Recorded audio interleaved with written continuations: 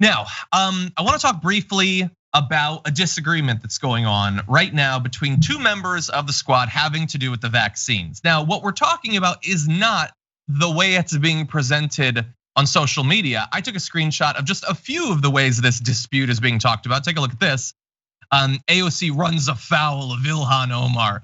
Ilhan Omar slams lawmakers like AOC, or just Representative Omar slams AOC. Hey, what do you know? When you click on this, it's actually not true. She doesn't say anything in particular about AOC, and I'm sure that they're on very good terms.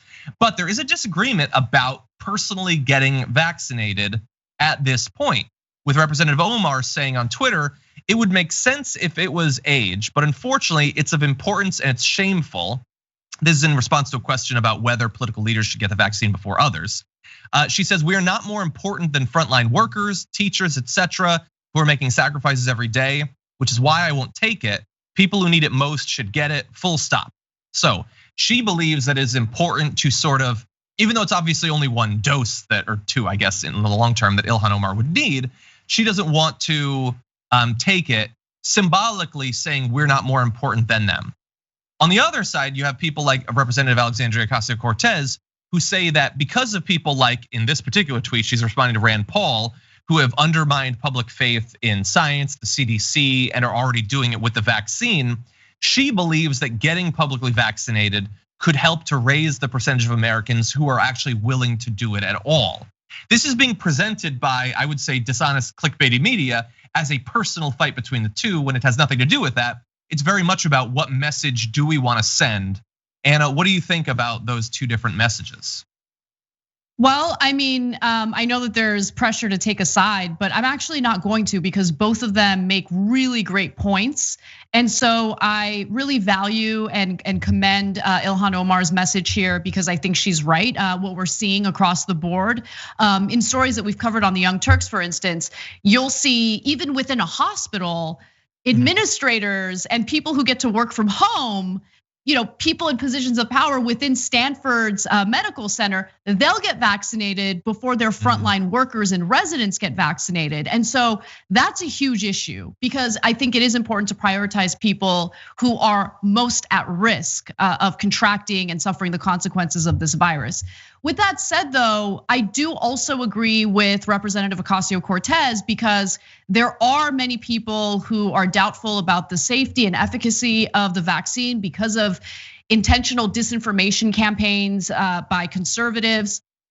And so AOC has a lot of influence. People look to her, they trust her. If they see her taking the vaccine and they see that she's fine and healthy, I think that it will ease some nerves, including, by the way, my own. Because remember, they came up with this vaccine pretty quickly. And it's not just that they developed it quickly, it's just that we have a president who has politicized this entire process and people don't trust Trump. So with all of that said, I do think that AOC makes a good point.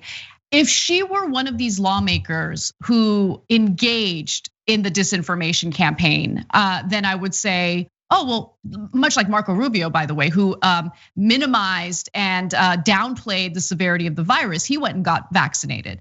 And my response to that was, oh, well, you thought this was just a joke. And then you go off and get vaccinated. Why? Why'd you do that? Right? But that's not what's going on with AOC. AOC is always taking it seriously. She's always tried to share relevant and pertinent information. And so again, I'm not really gonna take a side because I think they both make really good points here. Yeah, I like Representative Omar's point. I don't think that our political leaders are more important on some objective level than nurses and doctors and that sort of thing. I would say there are other groups that are getting, as you pointed out, preferential access to this. And as a class, we did a story yesterday about how the rich are trying to sort of jump the line.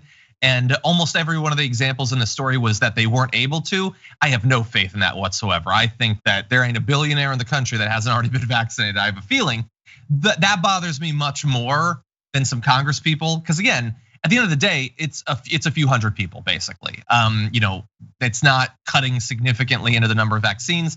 And someone like Representative Omar has tried every step of the way to get people to take it seriously and to give people aid because so many people haven't taken it seriously. AOC, at least as much so. So I don't have a problem with them getting access to it. It bothers me personally to see people like, theoretically Rand Paul or Ted Cruz, governors like DeSantis, the idea of them getting access to it, or Scott Atlas, members of Fox News that have gotten tens of thousands of people killed. The idea of them having access to it before nurses and doctors and people in nursing homes and things like that, that really does bother me. That said, I think that it is important that we demonstrate, assuming that it is safe, and I believe, the AOC is not going to be injecting something in her body that she hasn't gotten good information about. It's really important. She has like 11 million followers on Twitter. She has lots of followers on Instagram. And I would say that her followers skew into groups that are less likely to actually want to get this. Like if we jump ahead a bit, we've got a breakdown of how likely people are to get the Pfizer vaccine. And you can see that the percent saying very likely is lower and lower the younger the person is. And it's lower for women than it is for men. And so it is possible that someone like an AOC or others could help get not just to more people to make sure that they're likely to get it, but specifically the groups that already have lower faith in it. There's gaps in terms of racial demographics as well. Overall, it's like 70% of Democrats say that they're likely to get it, and only 50% of Republicans. And the thing is, according to people like Dr. Fauci, we need 75 to 85% of the population to get it to help significantly cut down the spread of COVID, and especially for those who can't be vaccinated. Because remember, there are always going to be some people who cannot get this and will not be protected by it. So I think that I like both of the messages. They're both following their values, but I really do hope that in the end, everyone gets access to it as fast as possible, and as many people as possible choose to actually get it.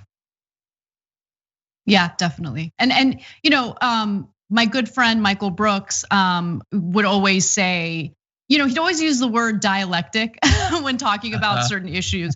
And I think that this kind of applies to this conversation because both points are true. And we got to be comfortable with these 2 points, existing, next to one another and making a lot of sense. So Representative Omar, Representative Ocasio-Cortez, I know that they're putting forth their best intentions in the arguments that they're making, and I think they're both right. No, that's lame. That's never gonna sell on the internet. You choose one and we kick the other out of Congress. Choose Omar, 2 congresswomen enter, 1 congresswoman leave. That's the way it works. Well, I mean, it goes back to your point though, John, that the way that it's being presented online with various outlets intentionally instigates some sort of conflict between the two, right? Because it's all about selling conflict that doesn't even need to exist. There is no conflict here. Both women are making good points. And I think that it is a good idea for AOC to get vaccinated if it's part of a campaign to encourage people to get vaccinated. Again, if she had been one of these lawmakers who downplayed the severity of the virus and spread disinformation, I would have a different take, but that's not the case with AOC. Yeah. And also, like, God help us if AOC got COVID. I have very few things that are actually keeping me on this planet.